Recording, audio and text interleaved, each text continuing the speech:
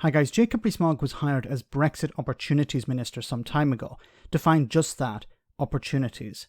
He was incapable of coming up with a single tangible benefit the UK received from leaving the EU.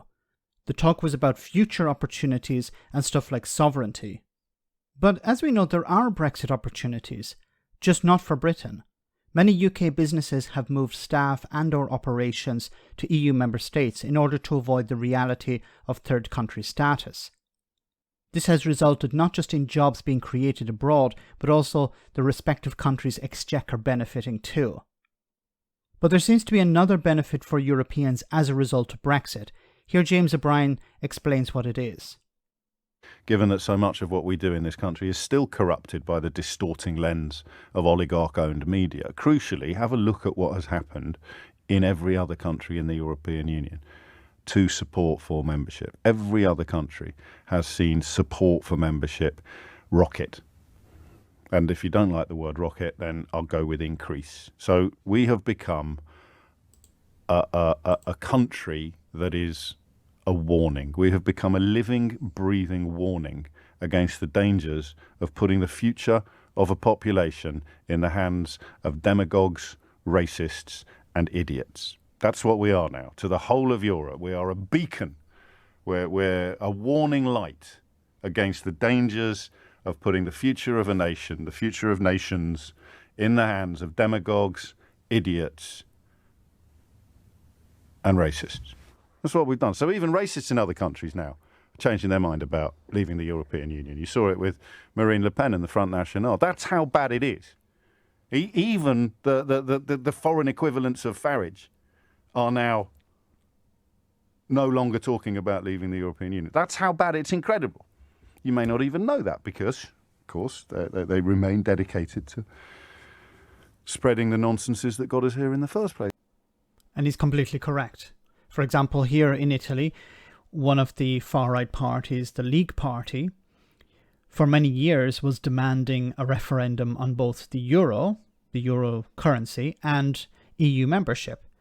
Now, as Brexit happened, they started to stop talking about EU membership, but they held on to the demands for a referendum on the euro. And to a certain extent, they still are talking about having a referendum on the euro, going back to the lira.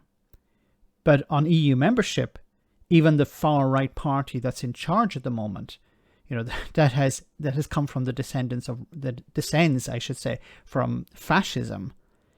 They're not talking about leaving the EU. They're talking about a stronger position within the EU. They want Italy to have a stronger voice in Europe. They're not talking about leaving. Now, there are fringe parties, yes, and I'm sure in every European country there are fringe parties that are demanding a referendum on EU membership. But speaking to people here in Italy, one of the first questions they ask me is, what the hell did the British do? What was going through their minds? Why did they decide to leave? Didn't they understand what was going to be the consequences?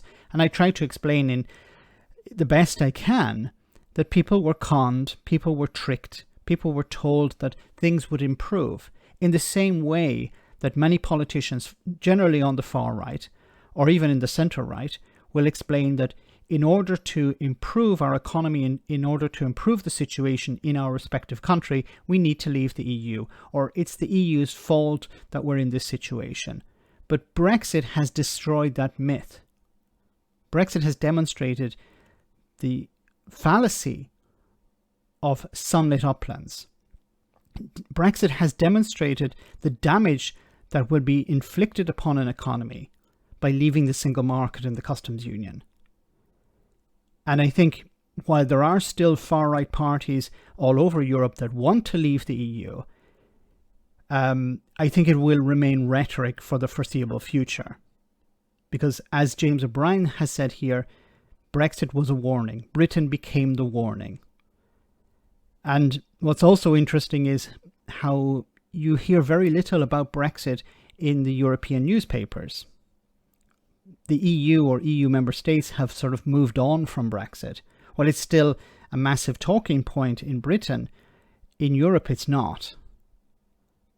Let me know in the comment section, guys, what you think about all of this. As always, your comments are greatly appreciated. Thanks a lot.